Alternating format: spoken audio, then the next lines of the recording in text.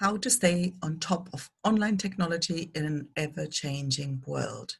In this last part 3, we're going to talk about how to learn the tech stuff and how to learn enough so that you can be a good client, and how to find that person or company that can help you through the online tech jungle.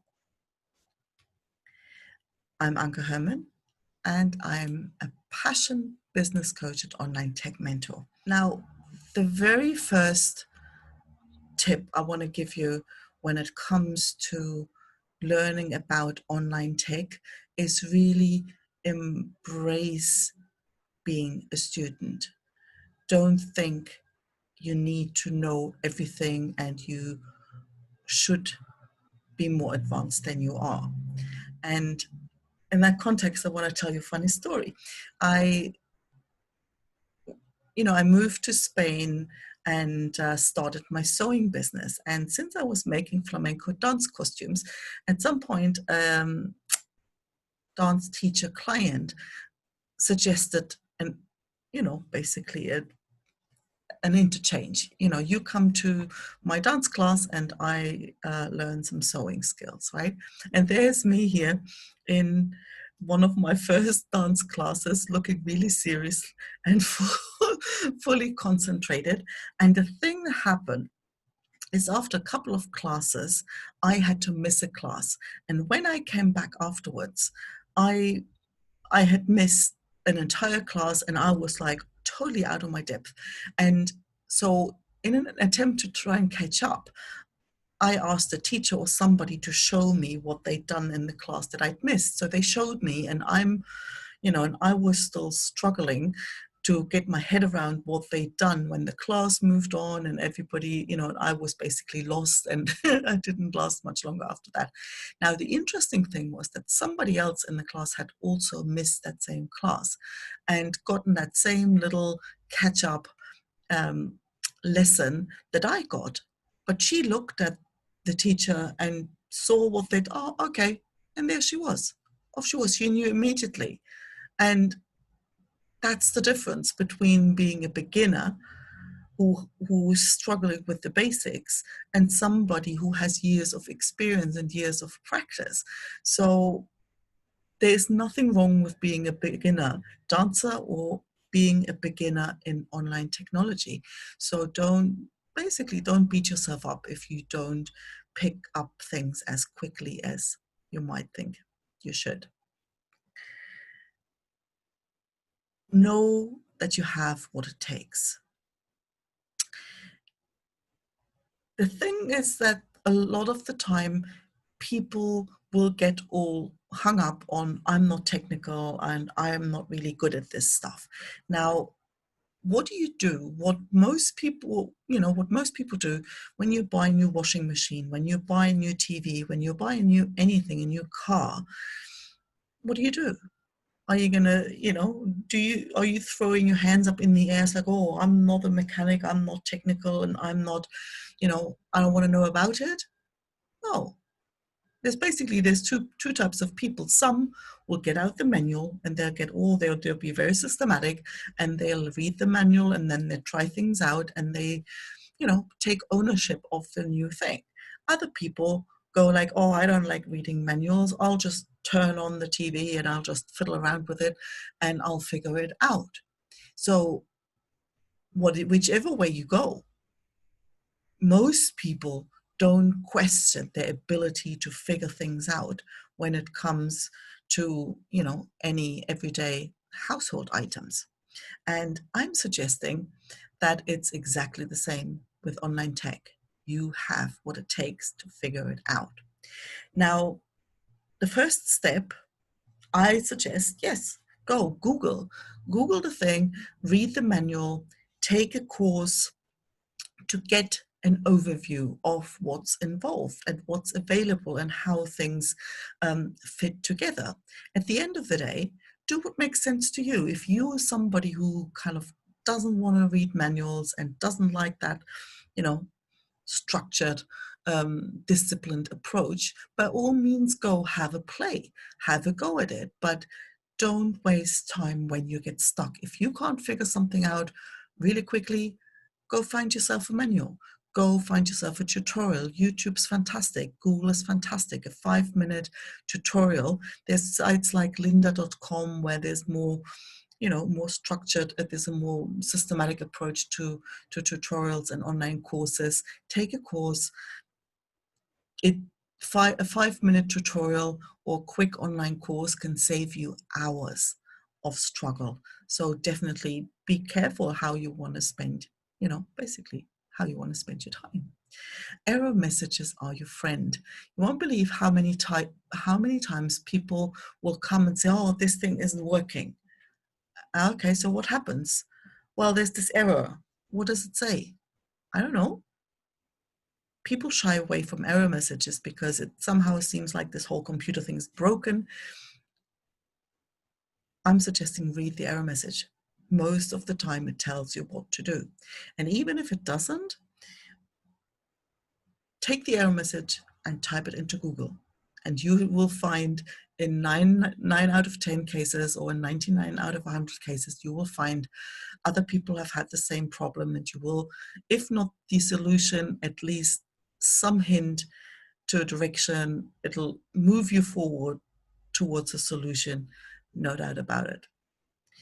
Now, when you explore a new tool, a new online platform, it's always a good idea to start looking at the settings and configuration settings, because that gives you a really quick overview of what's available, what the thing does, and how the pieces fit together. So that's always the first place to go when you look at a new system.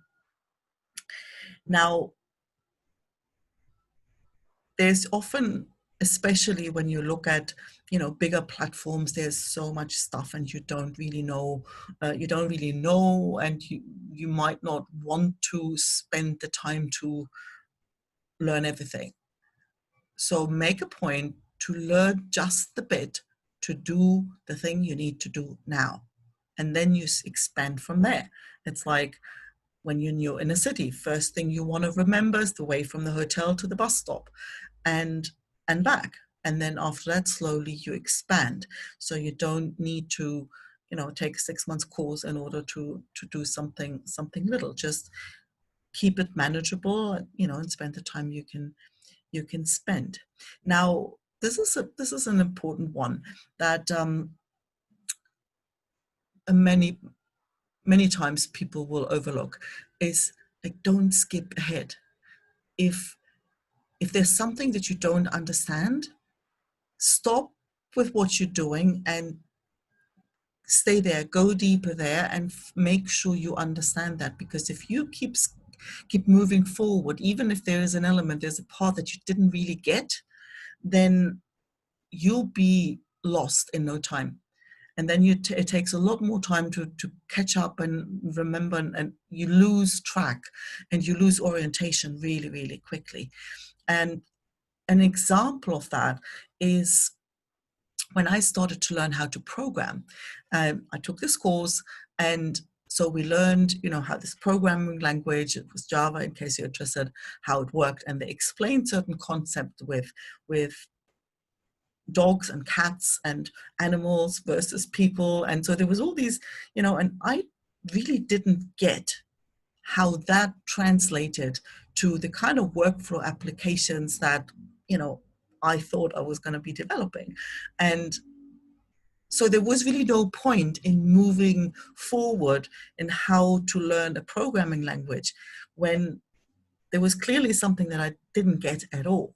So I stopped that and realized, well, actually, there was a whole other subject there, which is software design. How do you actually structure software so that it does what it's supposed to do in the most efficient and maintainable way? And got stuck in that for a bit until I got the hang of that and got an idea of how that all worked. And then all of a sudden, the programming language made a lot of sense. And so that little detour seems like extra time, but at the end of the day, it really saves you a lot of time and a lot of headaches. Now, you may come to the point that you say, well, you can talk all you want about how interesting online tech is to learn and how important it is to learn and how to go about that. But it's not something that you want to spend your time doing, which is fair enough. Now, all I'm suggesting is you want to know enough in order to be a good client for whoever you hire. And if you think about what makes somebody a good client, doesn't really vary a lot. It's pretty much the same no matter what the service is. It's the best client is the client who knows enough about the product or service in order to appreciate the value of it, in order to realize that they can't just hand over everything, that even if you outsource your online tech, your social media, whatever it is, to make communication easy, you still need to know a little bit about what they're talking about. And it also makes sure you don't have unrealistic expectations. That is frustrating, and that's frustrating for both sides. And you want to know enough to not be fooled by shady offers and not be vulnerable for dodgy salespeople trying to sell you their solution, even though it isn't the best solution for you. And and so you want to know what questions to ask. Now, what do you want to look for in somebody to hire? I think the most important part is really like, do you trust that they can help you? And trust is really at the heart of all of this. And so, it always is a good place to start if you know somebody, if they come recommended. You can do your online research, which you want to do in any case, even if they do come recommended. But if anything you find out about them makes you feel that, yes, they can help you, then you definitely want a conversation, right? And that conversation quickly helps you get a sense for whether they actually get you. How are they listening to you? Are they listening just enough to, are they scanning what you're saying just to sort of then pounce on you and shove their solution down your throat? Or are they genuinely interested in what you've got to say? Are they really do you really get the sense that they're working in your best interest? Or are they just interested in selling their stuff, right? You also want to work with somebody who's generous. I mean, nobody wants to have their brain picked all day long, but if somebody doesn't give anything away until you pay them, I personally would be rather suspicious. And an important one is, are they empowering you? Are they making you feel stupid, or are they making you feel that you actually are capable of doing what you need to do? Are they leaving you in control? You won't believe how many times I've worked with people who had websites built somewhere, and turns out they had no access to make any changes. They didn't know where this was hosted. Some people didn't even own their domain and didn't even know about it. So everything was in the name of the web designer. So you definitely want to make sure that they're happy to put you in control, and they're happy for you to own your work and what's yours, basically. So at the end of the day, it comes down to trust. Now, the other thing is, don't overthink this. Do your research, make a decision, and at the end of the day, trust your intuition always. Again, if you have any questions, please feel free to ask. Please feel free to get in touch. Any tech monsters you have to tame, I'm here to chat anytime. And thanks so much for listening, and I hope to speak to you soon.